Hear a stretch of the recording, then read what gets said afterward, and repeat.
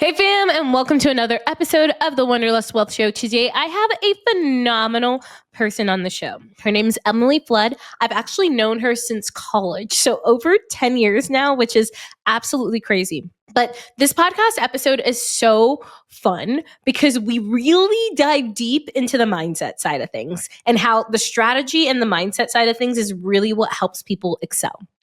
And so Emily literally started off as a teacher making $3,000 a month. Now she's making $50,000 plus a month in her business, which is absolutely incredible. All because she really decided to step into her authentic self and bring out her witchy side and blend fitness and health with witchcraft. So I know that might sound a little wild, but trust me, listen to this episode because I really think you're going to get so many good lessons and good nuggets from it. Okay, let's dive into the show. Okay, so Emily, we've known each other for honestly, it's probably been 10 years or something now, which is crazy. It's so crazy. But when I first met you in college, you were not an entrepreneur. I think I remember you went into teaching and then moved to France. So can you tell me where you started before building this incredible business that you have? Yeah. So right after college at Rice, I went and I taught English in France. And then when I got back from teaching English in France, which was very much like the one-off, this is a year opportunity. You can only do it the year after you graduate type of deal, because I was getting paid like 800 euros a month or something ridiculous. I naturally kind of went into teaching. So my parents were teachers and they were like, oh, there's such a need for French teachers here in Texas. I walked in the door and got the job basically.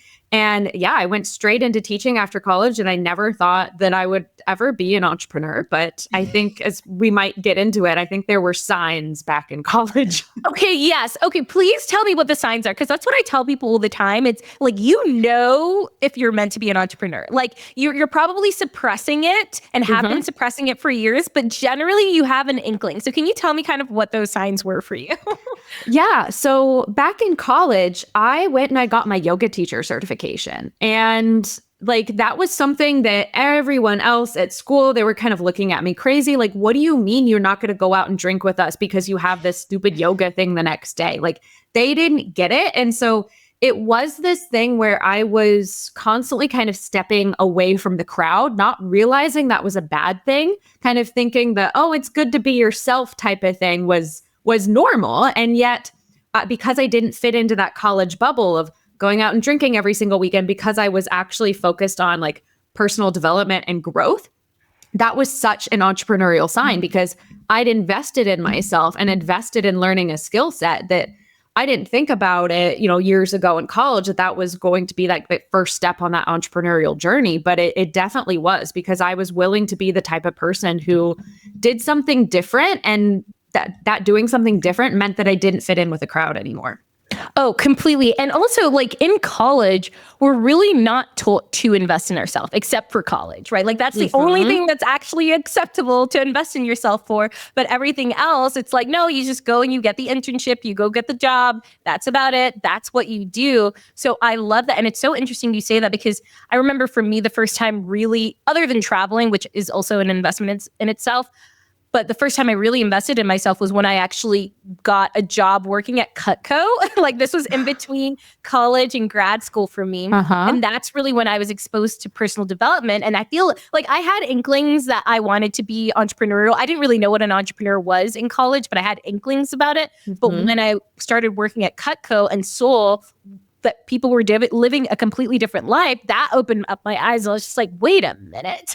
And so what was it about Cutco? Did you get sales training that kind of blew your mind? So it wasn't necessarily the sales training. So the sales training in the sense of I think that what that taught was resilience and grit more than anything else, and the ability to keep going.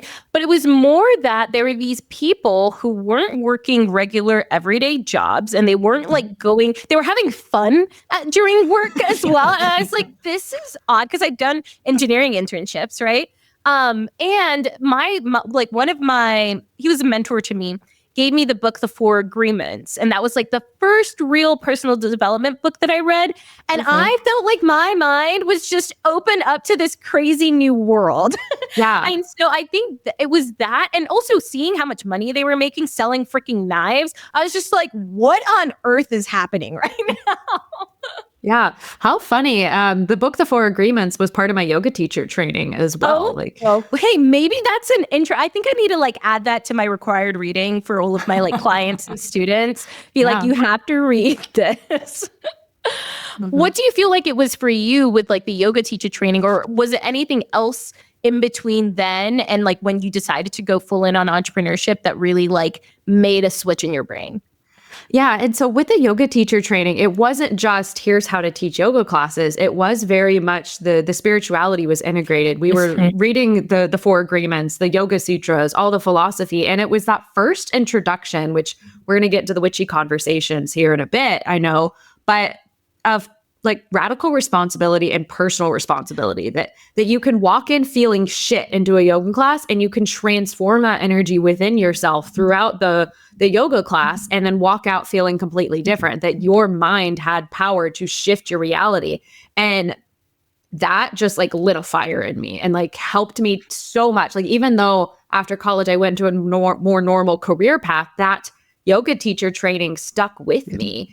And that mentality that I could change and create my reality, even though I just barely scratched the surface of that, was definitely like the first stepping stone towards entrepreneurship. Okay, I love that. And it's so funny because that kind of even just reminds me of working out. So after college, it was senior year of college, I think it was Big Power Yoga, I also became obsessed.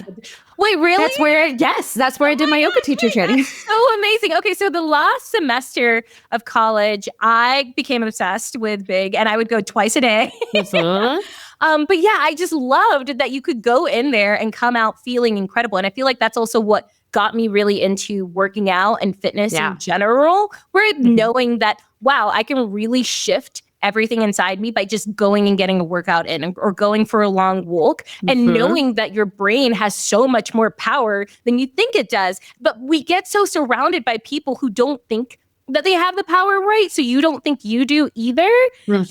So yeah, it's just crazy. It's beautiful. Yeah. Oh my gosh, I love that. Okay, so now tell me, when you became a teacher, how did you then, like, what was that first business that you created and how did you transition into that? So it definitely stumbled into it from an accident because like you were saying in college, like I became obsessed with working out and like I very much like I had diagnosed anxiety. I like was always constantly on edge. And what took the edge off was yoga initially. And so when I moved to France after graduation, well, yoga wasn't really a thing in the small town there, but they had a gym and the gym was really the only place where I was able to talk to people because everyone just kind of thought I was the stupid American at schools and I talked to middle schoolers all day long. And so I actually ended up doing a trade where I was teaching a yoga class in French at this tiny little French gym in exchange for a free gym membership. And so that was when like I started working out in the gym more and I built up this habit where then I started to feel strong and I liked feeling strong and I wanted to do a pull-up. And so when I came back to the US, I had built this habit. And so when I started teaching, I was still going to the gym after school, like every single day. That was like my lifeline, it felt like, because I didn't know how else to manage anxiety at all. And then I stumbled into bodybuilding competitions because some college friends were like, girl, you look like you're a competitor. And I was like, what's that? And I ended up starting competing. And because I didn't know anyone, I started sharing my journey on social media because I wanted to connect with other people and like I wanted recipes. And so I just very organically started sharing this journey. And then people started asking me to coach them. And then the witchiness came in quite a bit later, but it was something that was so organic that caught me by such surprise because my parents were lifelong teachers. They just retired, right? I was going to be a lifelong teacher too.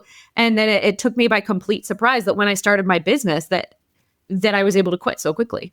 No, I love that. And I remember like seeing your stuff on social media and it honestly like gave me the courage as well to kind of like really start stepping into it and like putting myself out there. And I was just like, this is so cool. I was like, you look like you're having a way more fun of a time than I am in my engineering job sitting in my cubicle. So what do I have to lose? You know? Yeah. Yeah. And I was doing it simultaneously with teaching for a bit. Cause again, at first it was this bodybuilding hobby that I liked. And then it grew into something so much bigger. And I love that it inspired you, because it's so cool seeing someone else from college, like who is a business owner and crushing it.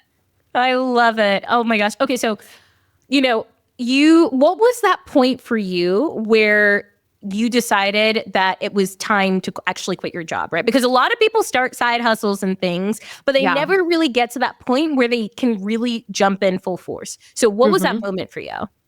So it was the end of July 2020, where this woman who was a fitness influencer who I'd been following for a while, she started talking about how she was business coaching now. And I was like, what's a business coach? I've never heard of that, right? And I got on a call with her, and I think it was like $3,000 or something. And I was like, holy shit, I've never spent that much money on myself. But when I got on this call with her, she was like, yeah, how soon can you quit your job? And I was like, you've got to be joking. There's no way. But, now I know it from the other side, being a coach and a mentor myself, where we can see the realities for our clients before they can even see it for themselves. And so I took out a credit card. I was like, maybe I'll be able to quit my job in a year. Who knows? And I put it on the credit card, not knowing what was going to happen. And then Olivia, a month later, I had enough clients to quit my job. And oh my gosh. What actually helped me to make that decision, because, as a teacher, I was making about $3,000 a month. And so then I had about $3,000 a month coming in reoccurring income. And I was like, okay, I can do this. Yep. And I was actually about to step on the national bodybuilding stage. And I was staying in a friend's house who was a full-time food blogger. So she had also taken that step to quit her job. And I'm bringing this in because I think the importance of of community and being around other entrepreneurs who have done it. Because completely. For normal people, it is something that's completely crazy, and it's risky and it's scary. And so they're always going to kind of try to draw you back in to keep you safe, to tell you not to go for it, not to do the scary thing. And that's why it's so important to have that community of entrepreneurs and people who have done it, so that they can encourage you. Because then I went in and I quit my job, and here we are 5 years later, and making more money than I ever thought would be possible. Well, and that's the crazy thing, because once you get into the space, you're just like, wait, what? That's like, I recently, and I've like talked about this on the podcast a lot, is like my big goal right now is I want to have a 7-figure year. Like, I just want to have a 7-figure year. That's what we're working towards. Hell yes. Hired a coach for it. I'm in like a group where it's all like people either striving for it or who have already reached that. But like, I need to see it being done in order to even believe that it's possible for myself, right? Because otherwise, everyone else around me is going to be like, that's crazy. Like, who do you think you are, kind of thing. And I obviously coach on real estate investing. But that's one of those also taboo things that everyone else around you is going to be like, you're buying a house, you want to rent it out. What happens if people don't pay the mortgage? Like all this stuff, and you have to surround yourself with other people who are doing it. Yeah, because this isn't something that 99% of the world does. This is very much like a 1%er thing. To be able to have a 7-figure business, I think the stats on that, for women is like 0.3% of entrepreneurs. Yeah. That means you have to be that crazy to be that outside of the box to make it. Yeah, completely. And so how did you then transition from, fitness coaching to now this whole witchy, and I've loved seeing your transformation just on social media and you really stepping into it. And I'm sure the crazy part about that is you've probably brought in so many more clients and so many more like higher quality, better aligned clients. And it's crazy how when we become our true selves and we put that out there, what that really attracts to us. Yeah. And so I started as the normal fitness coach, and now I've got Fitness Witchcraft. And so how that happened is I was noticing that certain clients were struggling more than others when I was just giving like nutrition and fitness plans. And I was doing the best that I could, but I didn't really understand it. There was some missing piece. And then of course, after bodybuilding, I went through binge eating myself. And then I started to realize like, oh, there's these deeper elements. It's not about controlling yourself or discipline, there's like emotional reasons behind this. And so it was through my own journey of trying to figure out the binge eating. I worked with a binge eating dietitian specialist. I worked with another dietitian, and like they all helped in different ways, but nothing really clicked. And so I was compiling this methodology on my own, where it's a funny thing because, you know, your intuition comes from your body. And so I very much stumbled into it. But when I allowed myself to start playing with my witchiness instead of hiding it like I'd done back in college, then I started to realize the more that I trust myself to pull some tarot cards. I got one here. I love tarot cards. Yeah. It was something so like innocent, but the more that I started to trust my intuition, the more that I started to trust my body. And then as I got deeper and deeper into it, communicating with spirit guides and deities, again, that was like almost like a backdoor approach to trusting my intuition, because I didn't think that it was going to help me with my health, but because it was me accessing this intuitive information, going on these journeys, shamanic journeys, that I started to trust myself and my body and release binge eating. And I mean, this whole process has been like over $100,000 invested into different methodologies, into learning from psychologists and exploring really depth psychology from Carl Jung. But I've put this all together to where fitness witchcraft, instead of taking like a fitness and nutrition approach to health, we are really taking more of a subconscious mind and a nervous system approach to health, because Absolutely. magic, ritual, whether it's Christian rituals where the wine is blood versus like more of like a pagan nature-based ritual, all rituals help to tap into our subconscious minds, and our subconscious minds impact real physiological processes, interestingly enough, like metabolism and hormones, etc. And so now, instead of just losing weight, my clients also, on average, they graduate from therapy in about 4 months, because they learn the tools to release the triggers that would send them into binge eating, but then they're releasing the triggers that trigger anxiety as well. And so it's much more fulfilling for me to coach this, because it's not just about the weight loss anymore. It's about a much deeper element of health. Hey girl, real quick. If you have been dreaming of living life on your own terms, then listen up. Okay. I created a free course that shows you exactly how to buy a rental property using your $75K plus corporate salary and at least $10,000 in savings. That's with no trust fund, no rich boyfriend, no daddy's money, no hundreds of thousands of dollars sitting in the bank, just strategy, confidence, and a step-by-step plan. Now, in this free course, I'm going to be teaching you the number one strategy that is working for newbies in today's market. I'm also going to teach you how to spot a good deal and how to replace your corporate income with passive real estate income, escape the corporate hamster wheel, and not be dependent on your corporate job to survive. Now, this is for three kinds of people. This is for you if you are stuck in a job that you do not love, secretly dreaming of more freedom, more travel, and more peace in your bank account. Or maybe you're currently a digital nomad looking for more grounding and wealth building without losing the ability to travel. Or maybe you're a business owner or a corporate girly who just sees the volatility in the market and you just want to diversify your income. If any of those sound like you, then go ahead, go get the free course now. The link is in the show notes, or just go to oliviatati.com/free course. That's oliviatati.com/free course. Trust me, this could change your life. Okay, I feel this to my bones, because even like my program, so I teach about real estate investing, right? But it's so funny because there's also like woo-woo manifestation stuff in there that a lot of people don't know when they join. And so like one of my students literally said the other day, it's like, yeah, it's the strategy, but with the woo. I'm like, yes. And you need both. You need both. You need both. And because for most people, what's stopping them isn't the strategy.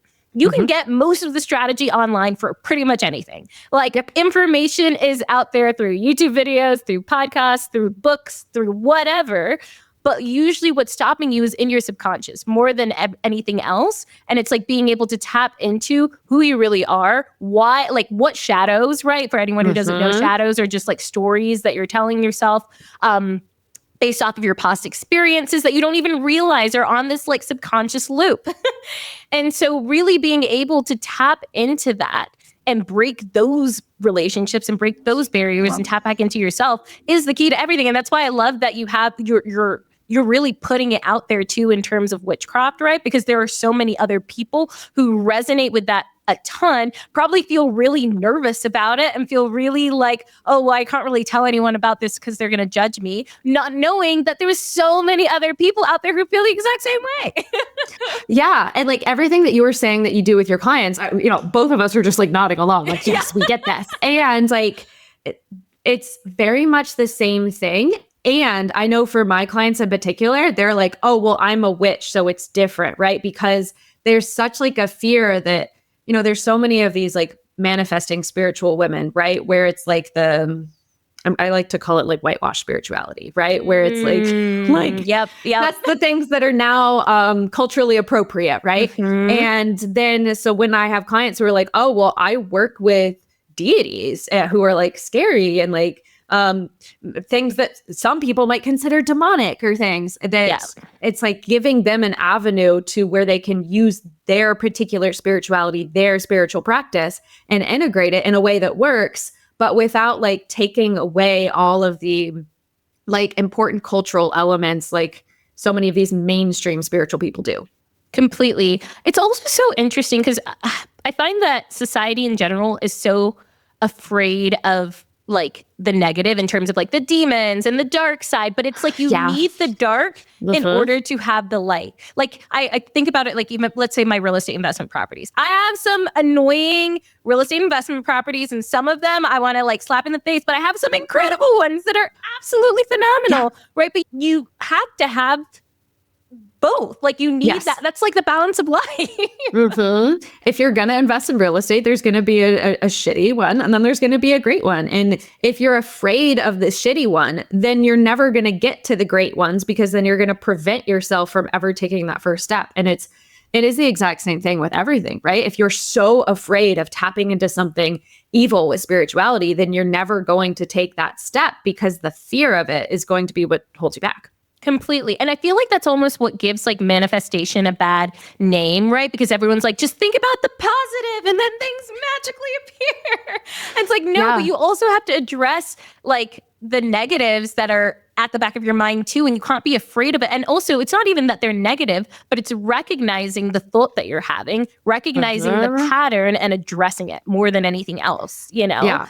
And I know you're going to love this, but I was initiated into like kind of a secret-ish society, right? With people who'd been studying magic and the occult for like 20 plus years. And I was like big doe-eyed, like, oh my gosh, I'm so excited going into this and everything. And then as I was learning from these mentors, I realized they were kind of doing that too, where they were so focused on the fun magic. And I was noticing they were ignoring all of their triggers around money. They ignored all the things about money. They were like, oh no, it's too much to talk about that. I'm not meant to make money. And like but they just ignored like all of the anxieties that popped up for them about money.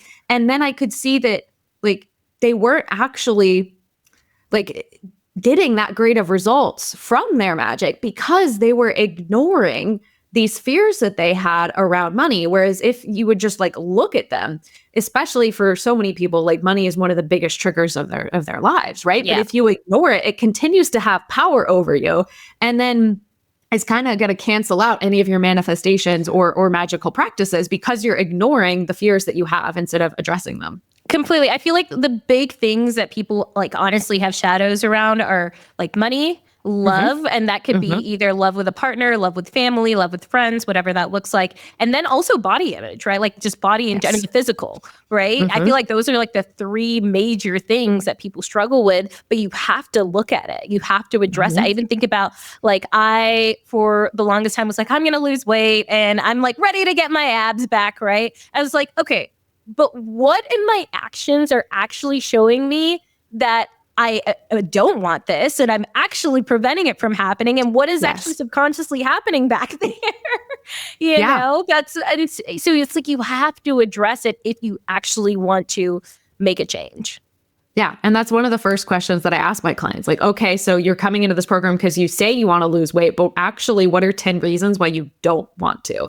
And sometimes there's a person that says, oh, no, I want to lose weight. And no, that's a defense mechanism, because if you actually wanted it all the way, you wouldn't need me. And so it's important to address maybe those more subconscious reasons why you don't in order to be successful.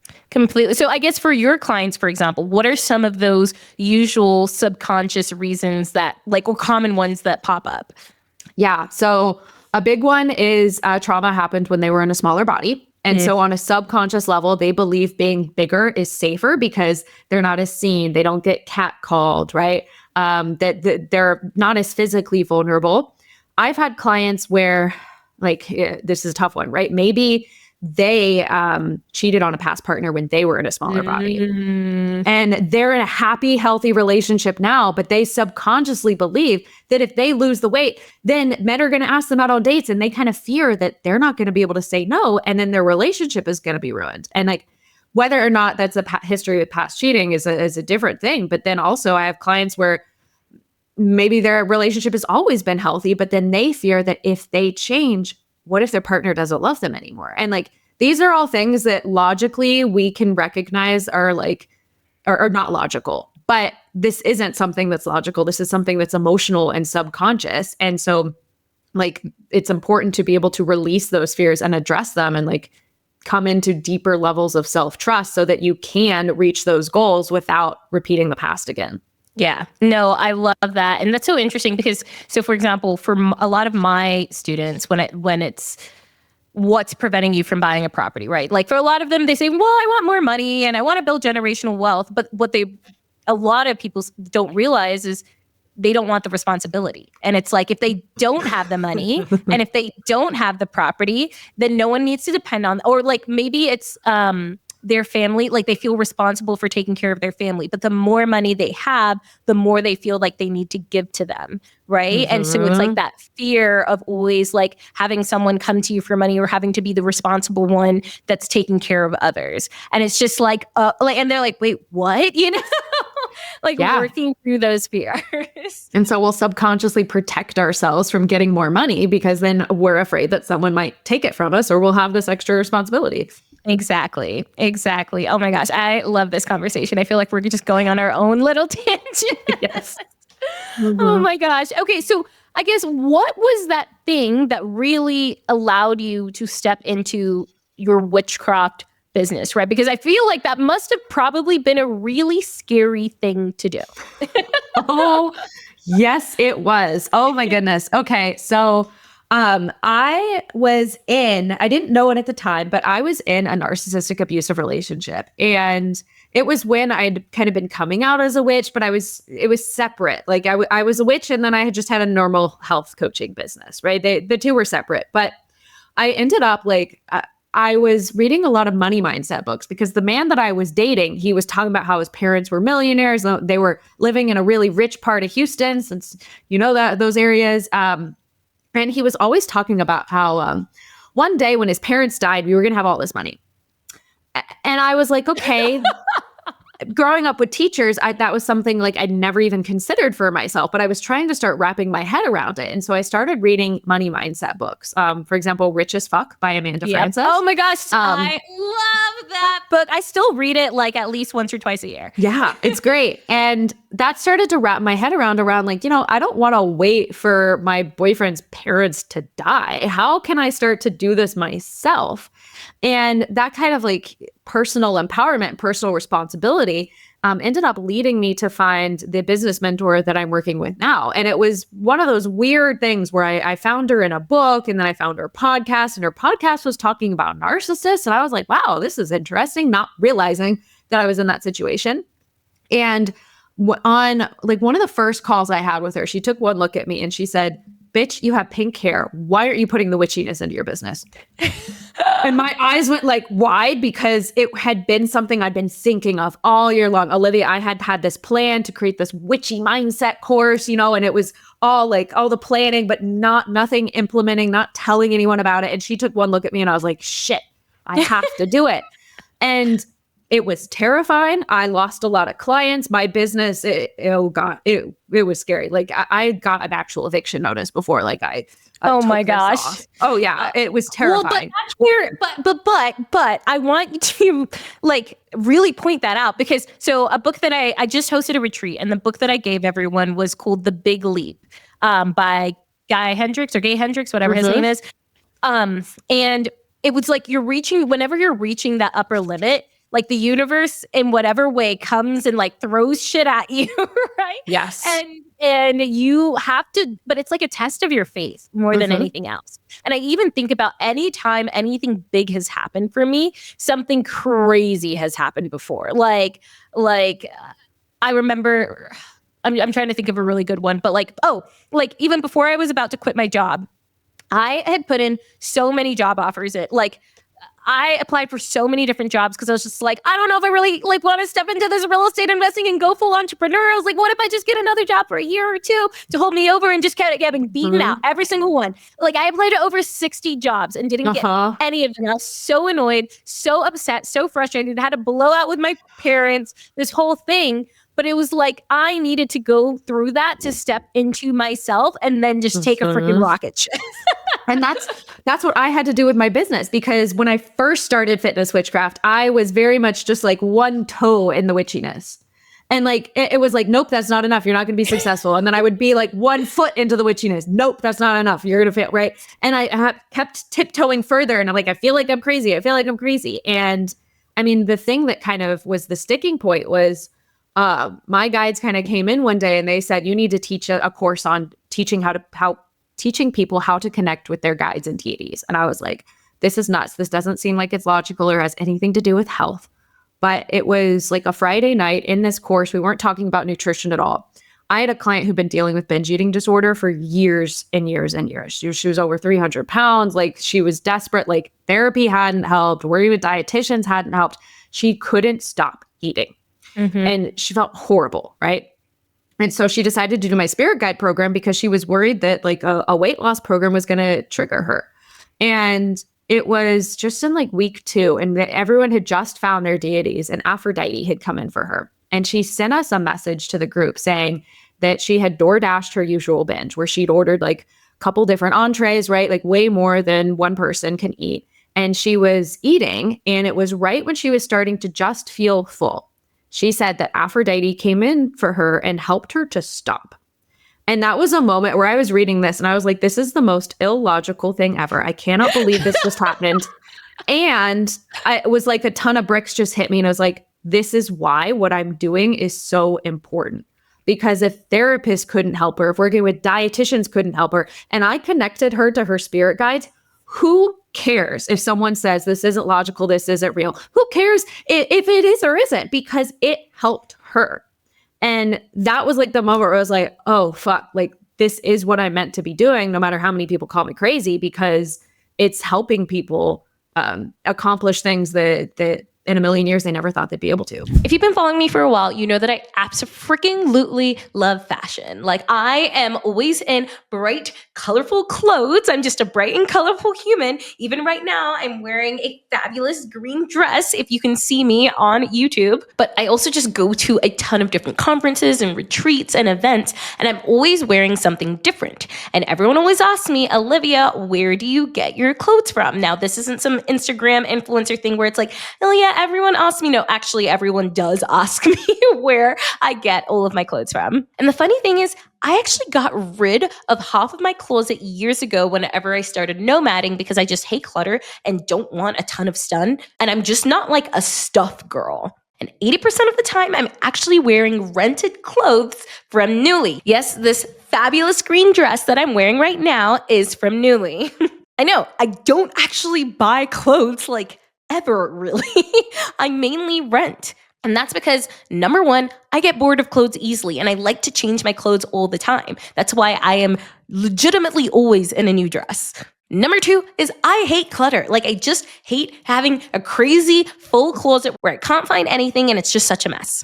And then number three, I am always traveling. And sometimes it's hard to pack a bunch of different stuff and clothes. And I like to travel light. I also take a lot of pictures of myself. So I like to be in different outfits. And sometimes I even get the rental sent to wherever I'm traveling to. That way I don't even have to pack it with me. And this way I just get to wear way nicer clothing than I usually buy. Like literally over the last 3 years, I have rented over $150,000 worth of clothes, but I've spent less than a tenth of that actually on clothing. And that's why I absolutely love Nuuly, because they have so many different things, so many fun items. I love that they have really fabulous brands like Farm Rio and sometimes even McDougall, which is a luxury brand. I've rented $1,000 dresses from them for the same price as my membership. And it's great because they have super classic items, but they also have fun staples in there too. Because you can rent everything from dresses to coats to everyday outfits like jeans. Now, you're actually in luck right now because I have a special link where you can actually try a Nuuly subscription and get $30 off of your first month subscription. So use the link in the show notes below to try Nuuly out, or go in and type oliviatati.com/Nuuly. That's Nuuly. And I have a discount code in there. Go ahead, try it out. Let me know how you like it. It has been a total game changer for me to level up my wardrobe. So go check out Nuuly. Remember, oliviatati.com/Nuuly, or go use the link in my show notes. Right. And in a million years that like traditional methods that are accepted don't freaking work. Yes. You know? Like that's my big thing is it's just like, okay, you keep trying to go back to these traditional methods and it's been years and it's not working. Try a different freaking way. Like, you know? But something I also wanted to mention too, I know you mentioned how even with your business transitioning it to Witchcraft is you had a lot of different things pop up that were all aligned, right? And I always call these things like your pings, right? Because I do like to be magnetic, which is this like woo-woo manifestation thing. But I'm always now paying attention to these pings because everything is so connected and correlated and you're supposed to be on this journey. So even when I like see things on social media or someone sends me a podcast or like there's a book that's come up 3 freaking times and I still haven't read it, like read the damn book, girl. You know? Or if someone has told me like, you really need to go speak to this person and I still haven't gone to go speak to them, like listen to those pings. Follow that intuition. It's so important because it's really telling you something. And if you don't listen to it, the universe comes and bitch slaps you. Yes. And gives you another ping and another. And like, that was the day, funny enough, when I was mentioning that my guides told me to teach a spirit guide course. My dog Freya had gotten sprayed by a skunk twice. Oh my gosh. Because I'd gotten the nudge to do it, but I'd blocked it out again, right? And so she got sprayed by a skunk once and I was like, oh, this is awful, right? Like, but I'm still going to go to the gym. And I was in my gym clothes and then she got sprayed by a skunk a second time. And so I kind of asked myself, because I don't ask myself the question, why is the universe out to get me? Like, what's wrong with me? I don't ask myself those questions anymore. I asked myself, how might this be supporting me? Like if this were my guides sending me the skunks, like what would they want me to know? Yeah. And that was the moment where I was like, they probably want to talk to me and I'm probably ignoring them. And sure enough, when I allowed myself to access my intuition and communicate with them, they were like, bitch, you've been ignoring this whole thing about spirit guides because you're scared of it, but this is what you need to do. Yeah. I know that's like I feel like before I was like, well, I don't really have time for YouTube and vlogging and all of that stuff. But for whatever reason, and this was after like having kind of a crappy weekend, had a bunch of calls with folks, thought I was going to sign so many more clients, but didn't. And I was just like, I was like, you know what? I'm just going to pull out the vlogging camera. I've never vlogged. Ever vlogged. Pulled out the vlogging camera that I purchased like a few months ago, haven't used it barely. And that day, literally vlogged the whole day, but just really talking about like what I was going through, my message. And because I really wanted to share the journey of like hitting $1 million business. Like I really want to share the journey. I literally had that entire video edited, done that evening, posted on YouTube. Like, sometimes it's so easy and it's like already getting like a little bit of traction. But I also don't care if it gets traction, but I'm like listening to myself and where my energy actually, like what my energy actually wants to do versus ignoring it, right? And you have to just be so in tune with that. Like I know even for me, whenever I buy a property and it's like something really aligned, it happens like this, right? Versus something where it's not quite aligned and I'm trying to force it, you know? Yeah. And it's so important to listen to those little desires and nudges. Like you could have gone and been like, oh, who am I? I'm not a big YouTuber. Like this isn't for me. This isn't going to work. Like, but you just did it. And like, the funny thing is like, I had that intuitive nudge where it was during COVID lockdown. I was doing bodybuilding and I just decided, fuck it, I'm going to start a YouTube for fun. Again, this was like before my business was ever serious, but I don't do YouTube anymore, but I definitely credit like that intuitive nudge to start the YouTube to be what helped my business to be so successful. I was able to quit my job in a few months. Like, but it just started from that like intuitive nudge. And I was just like, sure. Well, and I love it. So I know you've kind of switched around platforms quite a bit. So can you tell me a little bit about that? Because a lot of people, I think what stops them even from becoming an entrepreneur is the platforms, right? They're like, okay, do I do Instagram? Do I do YouTube? What do I do? Like, do I have to do them all? What has your method been throughout?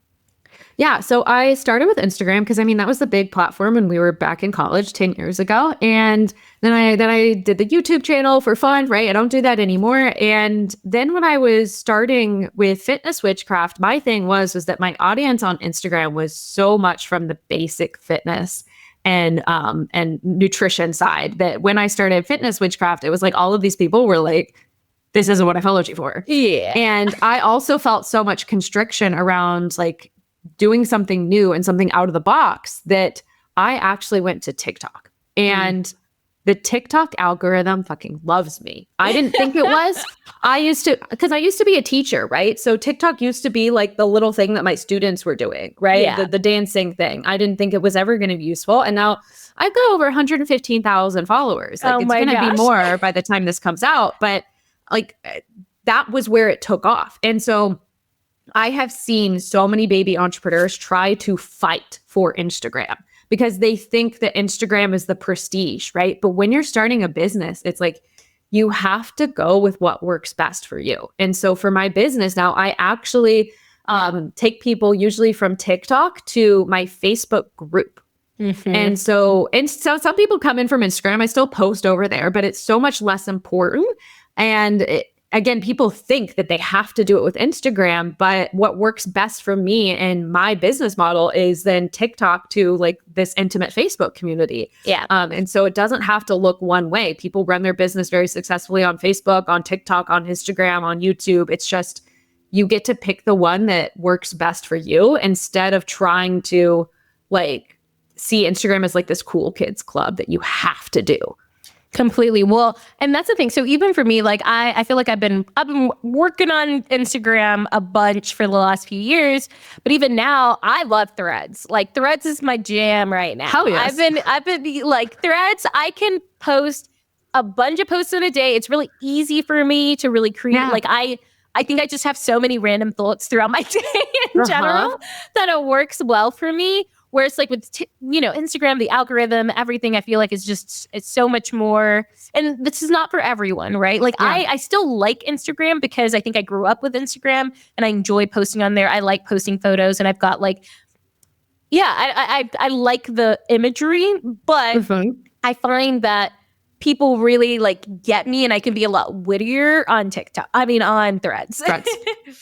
Yeah. And like, that's where you get to go with what works for you. And I see this as such like a mean girls club, right? Where like, I used to be the kind of person where I would try to make myself fit in so that the cool kids club would accept me instead of going towards like the people who already loved me. And that's you with Threads. That's me with TikTok, right? Instead of us trying to morph ourselves into something that just isn't actually meant to work for us all that well. Completely. And it's like you have limited time in the day, right? Mm-hmm. So do the thing that actually brings you joy. Absolutely. It's like I started a YouTube channel, and at first it was very classic YouTube channel, teaching, talking head video, all this stuff.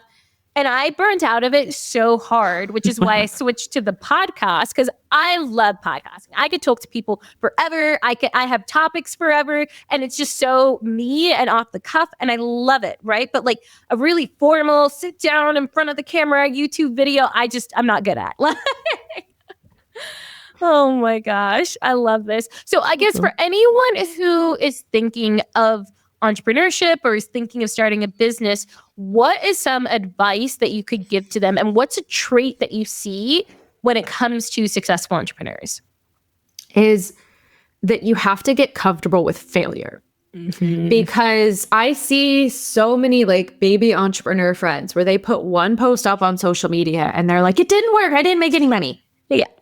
No. Okay. Like it's not going to. It's that what's so important, I think, is that your audience sees that you're not going anywhere, that you're talking about the same business day in, day out. And so that familiarity builds up in their minds, right? They're not seeing you post about your business one day and then 3 months later you go dark, right? For months, and then you come back again and they're like, who are you again? It's that consistency over time. Like, I couldn't pay rent. I didn't know how I was going to pay rent. And I was still showing up and posting every single day on social media. And so and I was able to pay rent, of course, in the long run, but you are going to face failures. There's going to be posts that flop, and there's always going to be posts that flop. I still have posts that flop, but it's like reframing failure in your mind. It's like Thomas Edison inventing the light bulb, right? We could say that he failed however many dozens of times before he finally got it, right? But each of those failures was a learning opportunity for him. And you have to get into this mindset where you are so excited to learn all of these things. Like, I was not an engineer, Olivia, right? I studied political science and French, not techie at all. And yet when it comes to my business, I'm like, oh my gosh, I will learn how to build a website. I'll learn how to do ad funnels. Like, I'm going to learn and nerd out over all of these things over here. And I am so excited to learn about all of these things. And like, if you're an entrepreneur, you get to do that too. It's not work. Like, work is sitting in a cubicle, whereas Olivia and I, we get to make fun videos all the time and talk to people and help people to build their dreams with real estate. Or for me, like, I get to teach people magic for health. None of this is like, feels like work compared to teaching for me. And so like, I think for entrepreneurs, it's like, you have to get comfortable with failure, because failure is going to turn you into someone who is qualified, especially if you're a coach or a mentor. Like, we have had to coach like very difficult clients in order to be good coaches. Completely. So, yeah. When I feel like also when you're doing something like this, where it's more of like a personal brand as well, like, you have to love it.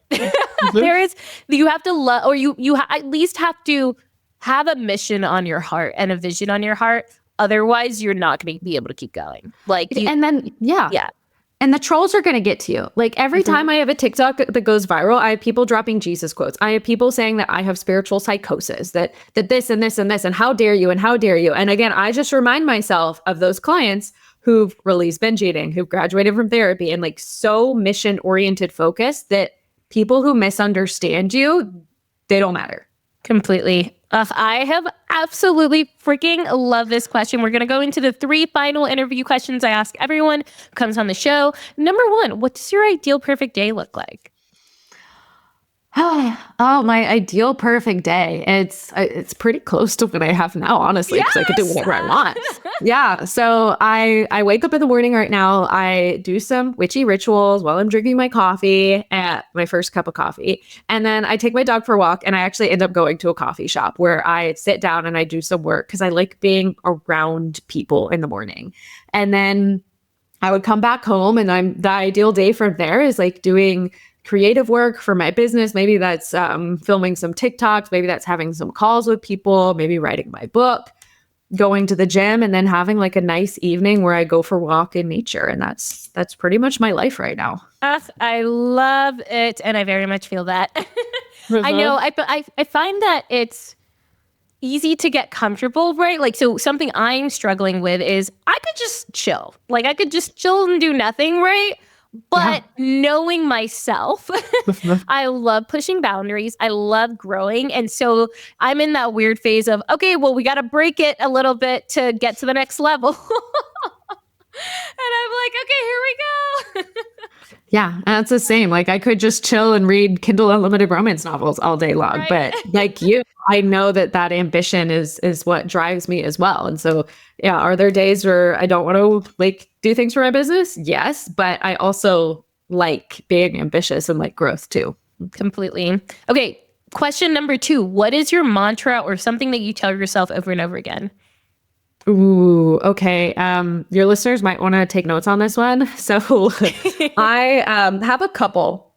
One thing that I used a couple years ago that I repeated like a mantra to myself. I'd had 15K cash months before in my business, but I never had a 20K cash month. And so I started repeating to myself as a mantra every single day. Like I set a timer for 5 minutes before bed, and I would just repeat to myself, I'm the kind of person who makes 20K cash months. I'm the kind of person who makes 20K cash months. It took 66 days. And on February 29th, because it was a leap year, the shortest month of the year, I had a 20K cash months. Oh my goodness. Wait, I love that so much. And so I guess would you say it on repeat, or for how long was it? Sorry. So I was saying it, like I was writing it in my journal before bed and then kind of saying it to myself before sleep, because the psychology behind this is the last thing that's going to be on your mind before bed is going to be that mantra. And so that as your brain slips into that theta brainwave state and into sleep where the subconscious mind is more active, that's going to tell your subconscious mind that you are the kind of person who makes 20K cash months. And then you're going to wake up and you're going to have like your subconscious helping you out there, where they're going to give you a TikTok idea. Your tonality is going to be slightly different in a way that connects with your audience more. And you're going to actually take the actions of the kind of person who makes 20K cash months instead of like being comfortable and relaxing as like your 10K self. And so, yeah, I use that now with I'm the kind of person who makes 6-figure months. And another one I've been normalizing is 10K days are normal as like a halfway. And I use those mantras like over and over and over again to just normalize it for my brain so that I take those actions. Oh, completely. I love that. And that's something I do as well. Is like I'll have one thing I'm really focusing on, and like every morning that's what I write, you know? But even so right now I'm really playing around with just signs, right? And so for me, like it was just a silly one, which is like the yellow car theory, right? Like the yellow car sign. And I was just like, okay, well, if I see a yellow car, that means I'm on the right track in general. And so, and it's so funny though, because I also was telling myself that like, all the signs are around me, like the universe is working in my favor always, right? Yes, and I shit you not, I see yellow cars all the freaking time. Freaking time. And now I associate it with money is everywhere. So just like more abundance in my life. And because like, even when I am striving for those 80K, 90K, 100K months, I'm like, money is everywhere. Like money is literally everywhere. A sale can come from anywhere. And so like, now I'm like really gelling the yellow car with the money, you know, and just like having that association. Yeah. And I love that because our beliefs actually create a reality. So when you say to yourself that money is everywhere, money is actually everywhere. Whereas if someone else were to say that I never have enough money, well, then they'll create that reality for themselves and both get to be true. So it's like you get to choose the one you would rather be true. Exactly. And why not play around with the one that's better for you? Yes. Oh my gosh. Okay. Well, last question. What does wealth mean to you? Ooh, I heard someone describe the difference between like being rich versus wealthy a couple months ago. And that really stuck with me because as someone who grew up with parents who were lifelong teachers, right? This being rich or wealthy was never something that I thought would be in my reality. And so they kind of described being rich is having lots of money. And then being wealthy is being someone where like, you have all of these assets stacked up to where you don't really even need to work anymore. So it's not about just having cash in the bank. It's having those investments like real estate and stocks and different things that make money for you so that you wouldn't actually need to work anymore. And that is more of what wealth is. And ideally what we're striving for as entrepreneurs is not just the handbags and the cash stacked, but that's something that is really sustainable in the long term. Completely. Well, I have absolutely loved this conversation, Emily. This has been so great to catch up after years. Where can people find you, especially if they resonate with witchy, like health, everything? Where can they find you? Yeah. So you can find me on TikTok as myogi_fit and Instagram there. My name's Emily Flood. And then I also have a podcast called Witchy Wellness with M. And so if you're a podcast person as well, you're gonna love that. Where we have all the conversations about integrating manifestation, mindset, witchcraft, and everything with health. And I'll have to have you on that podcast as well. And then I did just want to say for your listeners that like Olivia, like your brand is exactly who you were back in college. And I love it. Exact same person. Like literally, that's what I tell people all the time. I'm not changed. No. Yeah. You were always bright. You always loved traveling. And so when I've seen that you've created this business that allows you to travel all the time, I'm like, of course she did. That's who you've always been. Oh, well, thank you so much. That means like literally I appreciate that because I think a lot of the time when people try to like build their persona online, right? They try to be someone that they're not. And I always tell people like my secret sauce is just being me and being the person that I've always been, you know? Mm-hmm. Well, this has been great, Emily. Thank you so much. Yes, it's been such a treat. Thank you so much for listening to Wanderlust Wealth Show. Now, don't forget to follow the podcast, or if you're watching on YouTube, make sure to hit that subscribe button. If you love this episode, it would literally mean the world to me if you shared this with a friend or a family member or literally like anyone off of the street. Like right now, go ahead, share it so you don't forget, or post it on social media and make sure to tag me. I love seeing what you're listening in on and what you resonated with, and I'm just so freaking thankful for you. I'm so freaking excited for you. I love you, and don't forget, life really doesn't have to be hard.